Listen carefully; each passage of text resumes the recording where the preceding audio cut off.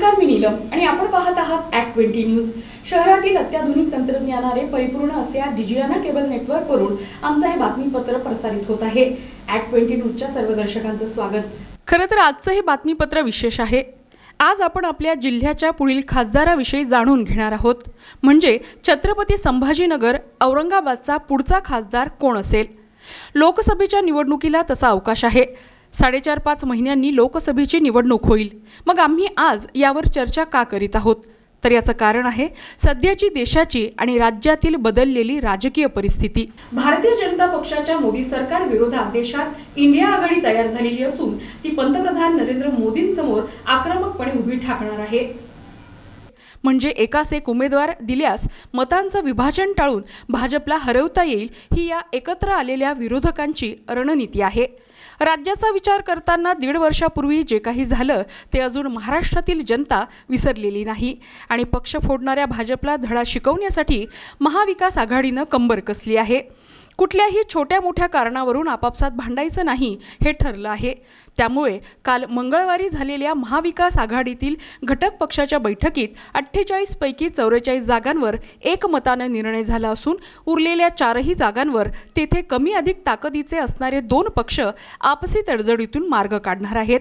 कालच्या जागा वाटपात ठाकरे गटाला 19 ते 21, काँग्रेसला 13 ते 15 तर शरद पवार गटाला 10 ते 12 जागा मिळण्याची शक्यता व्यक्त केली जाते। काही जागा घोषितही झाल्या असून त्यावर सर्वांच्या सहमतीनं निर्णय झालाय। औरंगाबाद म्हणजे आताचे छत्रपती संभाजीनगरची लोकसभेची जागा उद्धव ठाकरे यांच्या शिवसेना गटाला सुटलेली असून यापूर्वीही या जागेवर शिवसेनेचाच उमेदवार सातत्यानं निवडून येत होता। चंद्रकांत खैरे हे तब्बल 4 वेळेस येथून लोकसभेचे खासदार राहिलेले आहेत। म्हणजे त्यांनी 20 वर्षे या भागातील लोकांचे दिल्लीत प्रतिनिधित्व केलं। मागील वेळी MIM पक्षाने ही जागा जिंकली। इम्तियाज जलील या मतदारसंघाचे खासदार झाले, पण तेव्हा वंचित बहुजन आघाडी आणि MIMची युती होती। त्याचबरोबर कन्नडचे माजी आमदार राहिलेले हर्षवर्धन जाधव यांनी लोकसभा निवडणूक केवळ चंद्रकांत खैरेंना पाडायचं म्हणून लढवली होती आणि त्यांनी बऱ्यापैकी मतं घेतल्याने खैरेंचा पराभव झाला होता। आता गेल्या जवळपास 5 वर्षात बरीच परिस्थिती बदललेली असून भाजप खूप ताकद लावत असून ही जागा जिंकायचीच असा चंग बांधलेला आहे। तर शिवसेना ठाकरे गट ही जागा परत मिळवणारच असा या पक्षाला विश्वास वाटतोय। पण या जागेवर ठाकरे गटाचा उमेदवार कोण असेल, म्हणजेच निवडून येणारा खासदार कोण असेल याचा प्रश्न आहे। शिवसेना चंद्रकांत खैरेंनाच पुन्हा संधी देणार की नवा चेहरा समोर आणणार हे पाहावं लागणार। मागील निवडणुकीत खैरे पडले, मग पुन्हा त्यांना उमेदवारी मिळण्याची शक्यता कमीच आहे। त्यांच्याऐवजी सध्याचे विधान परिषदेतील विरोधी पक्षनेते अंबादास दानवे यांनाच शिवसेनेकडून लोकसभेची उमेदवारी मिळणार असं बोलल्या जातंय। अंबादास दानवे यांनी त्यांना दिलेली जबाबदारी चांगल्या रीतीने पार पाडली असून 2024ची लोकसभा निवडणूक अत्यंत महत्त्वाची असल्याने इथे तगडाच उमेदवार दिला जाणार हे नक्की। भाजपकडून सध्या तरी डॉक्टर भागवत कराड यांचं नाव पुढं केलं जात आहे। त्यांना मोदींच्या मंत्रिमंडळात अर्थराज्यमंत्री मुद्दाम केलं गेलं।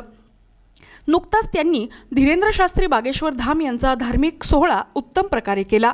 हा कार्यक्रमच मुळी कराडांना ताकद मिळावी म्हणून आयोजित करण्यात आला होता असं बोलल्या जात आहे। पण समोर अंबादास दानवे सारखा तगडा उमेदवार असेल तर डॉक्टर कराडांचा टिकाव लागणार नाही। त्यासाठी इतरही काही नावे चर्चिल्या जात असून त्यात एक नाव इतर मागासवर्ग विभागाचे मंत्री अतुल सावे यांचं आहे। अतुल सावेचे वडील मोरेश्वर सावे यांनी औरंगाबादची लोकसभेची निवडणूक जिंकली होती। तेव्हा ते अपक्ष होते, पण शिवसेनेने त्यांना पाठिंबा दिला होता। वडिलांच्या निवडणुकीचा अतुल सावेंना अनुभव असणार आणि त्याचा फायदाही त्यांना होऊ शकतो। त्याचबरोबर ऐनवेळी भाजप दुसरेच नाव पुढे करू शकते असंही बोलल्या जातंय। जर शिंदे गटाने जोर लावला आणि ही जागा आम्हाला सोडाच असा आग्रह धरला तर सध्याचे पालकमंत्री संदीपान भुमरे हे लोकसभेचा उमेदवार असतील। कारण संदीपान भुमरेंचे पुत्र विलास भुमरे हे विधानसभा निवडणुकीसाठी पैठणच्या जागेची तयारी करीत असल्याची चर्चा आहे। शिंदे गटाला जागा सुटेल का हा प्रश्नच आहे, पण भाजप कमळावर लढायला लावून शिंदे गटासाठी ही लोकसभेची जागा सोडू शकते। एकंदरीत लोकसभेच्या निवडणुकीसाठी वेळ असला तरी महाविकास आघाडीनं जागा वाटपात आघाडी घेतल्यानं व छत्रपती संभाजीनगरची जागा शिवसेना उद्धव ठाकरे गटाला सोडलेली असल्यानं काँग्रेस आणि राष्ट्रवादी काँग्रेस सध्या तरी रिलॅक्स आहेत असं समजूया।